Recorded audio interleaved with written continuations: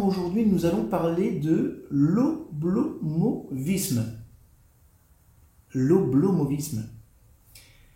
L'oblomovisme, on va voir ça et on va voir comment vaincre la passivité. Alors regardez, parfois la perte d'un emploi, un divorce difficile ou l'échec de projets ambitieux peuvent déstabiliser et former une habitude d'éviter de prendre des décisions importantes. Si la passivité devient une habitude, le retour à une vie active devient un défi extrêmement difficile. Il est possible que la pression des circonstances était trop forte. À un moment donné, vous avez peut-être senti que le monde entier était contre vous. Ça veut dire que vous ne trouvez plus la force de vous battre et vous décidez de ne plus vous surpasser. En clair, le passé fait mal et le futur fait peur. Vous essayez de retarder son arrivée et idéalement, il ne faut rien faire pour ne pas voir les choses s'empirer. Comme disait le syndrome de Poulidor, plus tu pédales moins vite, moins tu avances davantage. Le problème avec ça, c'est qu'au fil du temps, il devient de plus en plus difficile pour vous de faire les choses les plus courantes. D'autres vous imposent des objectifs, des loisirs, et puis finalement la vie. Mais votre vie, elle vous dépasse. Et vous commencez à vous convaincre. Alors, vous allez vous convaincre de quoi ? Ce n'est peut-être pas si mal que ça ce que j'ai ou ce que je fais. Ok ? Et puis, il n'y a plus d'inquiétude, il n'y a plus de stress. Vous allez voir que, d'abord, ça peut arriver à tout le monde. J'ai presque envie de dire que ça doit arriver à tout le monde dans certaines périodes de vie. Le problème, c'est d'y rester. Mais le plus dangereux, c'est de s'habituer à vivre dans cet état. Lorsque vous êtes fort, confiant, vous vous comportez différemment. Vous êtes énergique, vous êtes charmant, charmante, vous êtes raisonnable. La passivité, c'est un trait acquis. Et ça peut être maîtrisé. D'accord ? Donc, je vais vous donner quelques idées importantes pour vous aider à faire la différence. D'accord ? Surtout si vous ou quelqu'un qui vous est proche partage ces périodes de vie. La première des choses que vous devez faire quand vous êtes dans ce genre de situation, c'est d'explorer votre peur. Lorsque nous évitons toute activité, il y a le plus souvent la peur qui se cache derrière. La peur de l'échec, de ne pas être à la hauteur de ses propres attentes ou de celles des autres. La peur de se faire passer pour un idiot. Lorsque la peur se transforme en anxiété, ça va devenir beaucoup plus difficile de la maîtriser. Donc, essayez de mettre en évidence les situations concrètes dans lesquelles votre peur se manifeste. À quoi est-elle liée ? À quel moment survient-elle ? Notez toutes les observations dans un carnet, ça va vous aider à devenir beaucoup plus conscient de vos expériences et acquérir un sentiment de contrôle sur ce genre d'état. La deuxième chose, naturellement, changez vos habitudes. D'accord ? La tendance à éviter constamment de prendre des décisions importantes au fil du temps, ça devient si fortement ancré dans notre routine quotidienne, dans nos actions quotidiennes, dans notre vision du monde, que s'en séparer revient à déménager dans un autre pays. Donc, reconstruire toute la routine en une seule fois, ça peut être difficile. Il est donc préférable d'introduire des changements progressivement. D'accord ? Ça veut dire, programmer une conférence en public le week-end, promenez-vous dans le parc avant le travail, discutez avec votre voisin. Vous allez voir que ces petites incursions dans le monde extérieur le rendront plus proche et aussi plus sûr pour vous. La troisième chose que je vous invite à faire, c'est de faire une liste de vos qualités. On ne le fait pas assez. Dans un état de passivité, nous succombons facilement au découragement. C'est-à-dire que chaque jour que nous vivons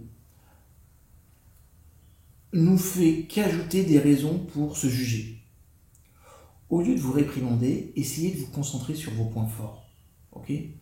Vous pouvez avoir l'impression que toutes vos réussites sont ridicules et qu'on vous démasquera rapidement parce que vous êtes un imposteur ou une impostrice. Mais une impostrice ? Ben non, absolument pas.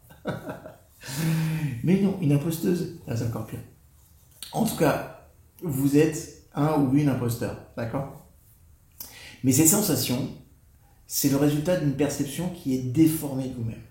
Donc, demandez à vos amis, demandez à vos connaissances de vous décrire et de citer ce qu'ils apprécient en vous. Justement, pour que ça vous permette de vous évaluer plus objectivement. Et une fois que vous avez fait votre liste, réfléchissez à la façon dont vous pouvez la renforcer. D'accord ? Agissez en fonction de vos propres motivations sur la base des motivations. D'accord ? Et non en réponse aux attentes, aux autres et surtout à l'opinion publique. Ok ? Faites cet exercice. Il paraît simple, mais je vous jure que c'est décapant pour vous aider à sortir de votre passivité.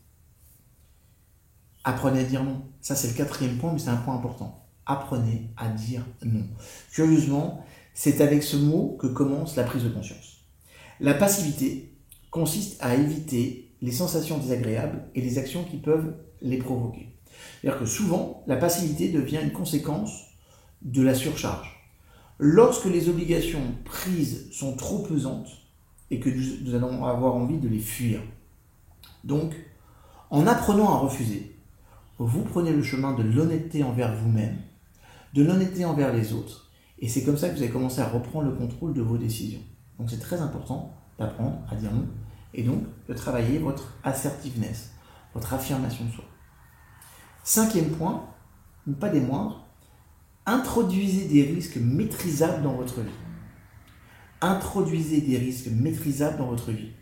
Une cause fréquente d'échec chez ceux qui essaient de faire face à l'apathie, c'est la sous-estimation de leurs capacités. Lorsqu'on perd ses repères, on devient vulnérable. Une tentative de se précipiter, de faire tout ce qui s'est accumulé ou de prendre des obligations importantes peut à long terme conduire à un nouveau cycle d'autodérision et de frustration. Donc la meilleure option, c'est de repousser progressivement les limites de votre zone de confort. La volonté peut être exercée. C'est comme un muscle. Mais il est important d'alterner entre l'exercice et le repos. Comme je disais sur un programme qui s'appelle Stress Perform, plus votre niveau de stress est élevé, plus l'intégration de la conscience du repos après doit être importante.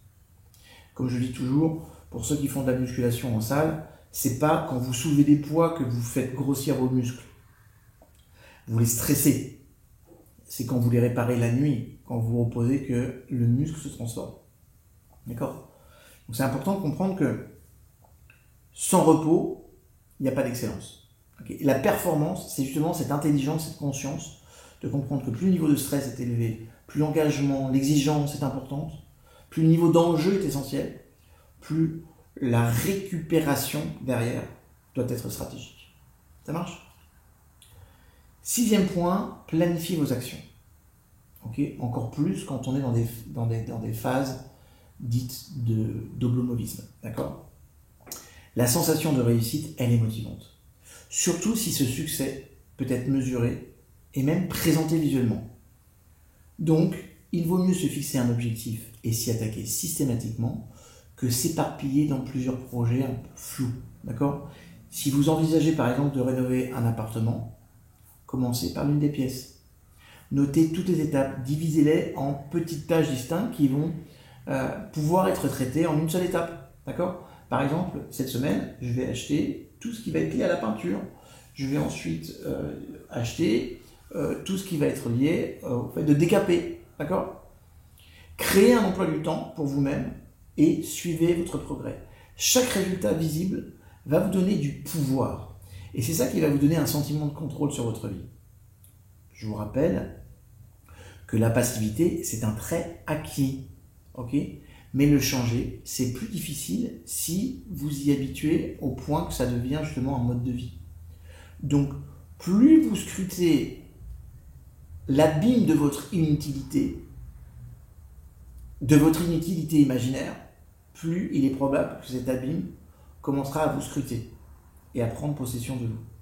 D'accord ? C'est la raison pour laquelle, dès que je me sens en passivité, je me remets, ou j'aide une personne à se remettre dans une dynamique à travers les différents points que je vous ai donnés aujourd'hui.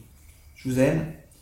Partagez dans les commentaires ce que vous avez pensé de cette vidéo. Est-ce que ça vous a aidé ? Est-ce que vous avez partagé peut-être vos trucs et astuces à vous que vous utilisez pour sortir de la passivité ? Ça m'intéresse grandement. Je vous aime. Je vous retrouve sur une prochaine vidéo. Partagez, likez, abonnez.